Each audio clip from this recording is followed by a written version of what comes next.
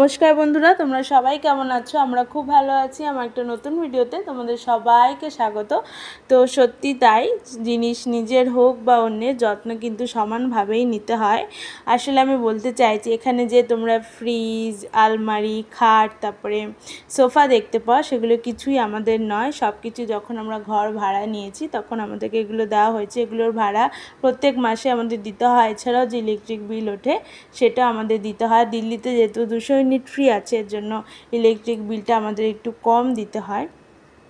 এখানে দেখো আমি তেল ঢেলে নিচ্ছি, আর এখানে ঢাকনাটা আমি লাগাইনি, যতটুকু তেল পড়ে আর কি। তো এখানে দেখো আমি ফ্রিজটা পরিষ্কার করে নিয়েছি। প্রত্যেক শুক্রবারে আমি পরিষ্কার করে নিই ফ্রিজ। আর এখানে দেখো আমি বাজারে যাচ্ছি।